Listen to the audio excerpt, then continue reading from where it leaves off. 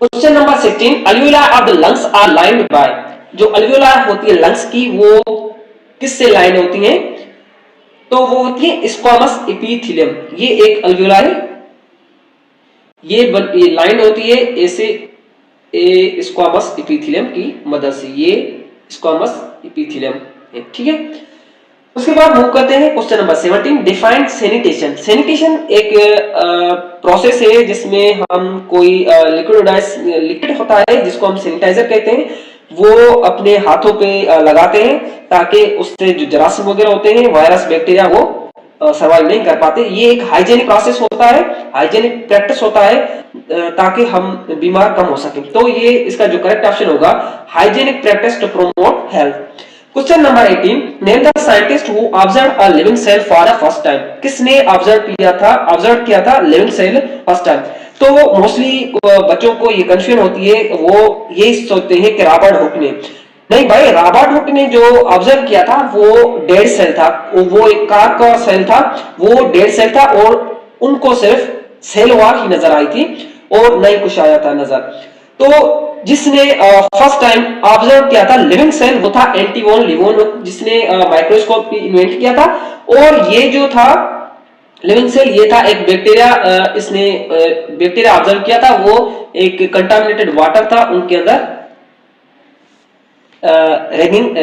Ragging कर रहा था, ठीक है। Question number 19, the most likely method used to determine ultra structure of cell organelle is. जो अल्ट्रा स्ट्रक्चर सेल ऑर्गेनेल की हम देखते हैं वो किसकी मदद से देखते हैं? वो देखते हैं इलेक्ट्रॉन माइक्रोस्कोपी की मदद से। Question number 20, cell theory was formulated by. Cell theory किसने फार्मुलेटेड किया था? सेल थ्योरी किसने दिया था? रॉबर्ट गाउ ने दिया था, रॉडल्फ विट्टियो ने दिया था, श्लाइडेन एंड शिवान ने दिया था, या रॉबर्ट एंड्रू ने दिया था? तो यहाँ पे सी ऑप्शन होगा, C option, Schleiden and Schwann, this is the correct option. Question number 21, the genetic material is naked in. Genetic material surrounded, किसी भी मेम्ब्रेन के थ्रू सराउंडेड नहीं होता है, वो किस में पाया जाता है? एक होता है यूकैरियोटिक सेल, जिसको हम ट्रू सेल भी कहते हैं क्योंकि इनमें जो न्यूक्लियस होता है वो, ये हमारा एक न्यूक्लियस है, वो सराउंडेड होता है डबल लेयर्ड मेम्ब्रेन के थ्रू। और एक होता है प्रोकैरियोटिक सेल, जिसमें जो हमारा जेनेटिक मटेरियल होता है वो नेक्ड होता है, वो किसी मेम्ब्रेन के थ्रू जो है वो सराउंडेड नहीं होता। ये है हमारा प्रोकैरियोटिक सेल और ये है यूकैरियोटिक सेल। तो इसका करेक्ट ऑप्शन होगा prokaryotic cell. Question number 22, eukaryotes made entire body of protist, fungi, plants, all of these. इन ऑप्शन में से कौन से ऑर्गेनिजम्स हैं जो कंप्लीटली यूकैरियोट्स के बने हुए हैं? तो all of these are the made of eukaryotic cells. Question number 23, the lipid component of cell membrane consist of. जो लिपिड कंपोनेंट होता है सेल मेम्ब्रेन का, वो किस पे मुश्तमिल होता है? लिपिड पे मुश्तमिल होता है, फास्फोग्लाइसाइड पे मुश्तमिल होता है, हाइड्रोफोबिक लिपिड्स, या नन ऑफ दीज? तो फास्फोग्लाइसराइड्स, आप परेशान हो रहे होंगे फास्फोग्लाइसराइड्स क्या हो, हमने तो पढ़ा था फास्फोलिपिड। हाँ, ग्लाइसराइड्स क्या होता है? ग्लाइसराइड्स होता है, ग्लाइसराइड ये भी लिपिड है, ठीक है। इसाइल ग्लाइसराइड हम पढ़ेंगे, इसाइल ग्लाइसराइड, इसाइल ग्लाइसराइड। The lipid component of cell membrane consists of phosphoglyceride. Question number 24, which of these is not a function of Golgi apparatus? Material packaging, secretion, membrane transformation, site of protein synthesis. This is the highly simple question because the site of protein synthesis is the ribosomes.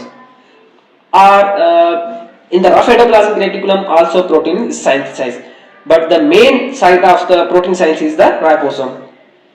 Question number 25, adipose tissue is a type of loose connective tissue, dense connective tissue, specialized connective tissue, or none of these?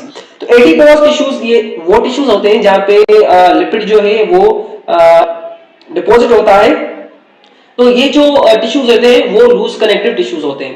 Tendon helps in connecting, muscle to bones, bone to bone, bone to cartilage, cartilage to muscle. ये एक difficult होता है memorise करना कि tendon किसको connect करता है और लिगामेंट किसको कनेक्ट करता है। मैं आपको एक शॉर्टकट बताता हूं। लिगामेंट आपको एक लार्ज स्पेलिंग नजर आ रही है, तो ये बोन टू बोन कनेक्ट करता है। बोन एक शार्ट है, तो अपोजिट आपने बोन टू बोन को कनेक्ट करता है। और ये जो टेंडन है ये आपको एक शार्ट सी नजर आ रही है, तो ये कनेक्ट करती है मसल टू बोन्स। तो आपने इस तरीके से थोड़ा ट्रिकी वैसे आपने याद करना है, क्योंकि ये थोड़ा कंफ्यूजेबल टर्म्स है ये दोनों। ठीक है, तो इसका करेक्ट ऑप्शन होगा muscle to bones. Question number 27, matrix secreting cells of cartilage are known as, the cells for the cartilage are chondrocytes which secrete the matrix। Cartilage को हम कार्टिलेज के लिए जो सेल्स का टर्म यूज करते हैं वो होते हैं कॉन्ड्रोसाइट्स, और बोन्स के लिए होते हैं ओस्टियोसाइट्स बोन्स।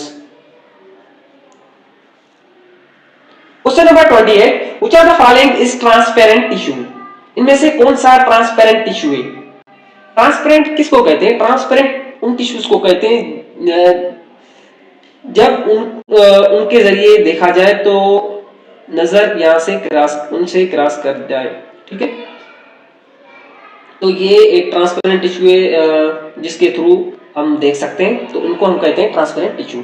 तो हेलाइन कार्टिलेज जो है वो एक ट्रांसपेरेंट टिश्यू होता है। Question number 29, bone marrow of the long bones are site of, production of WBC, production of RBCs, production of blood, production breakdown of RBCs। तो बोन मेरो में जो प्रोडक्शन होती है वो ब्लड की प्रोडक्शन होती है। ब्लड में दोनों होते हैं WBCs and RBCs। Question number 30, in human body neuroglia cells occur in, neuro term use होता है ब्रेन के लिए, neuroglia cells occur in brain.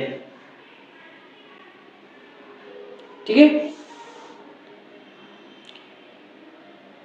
तो थैंक्स फॉर वाचिंग।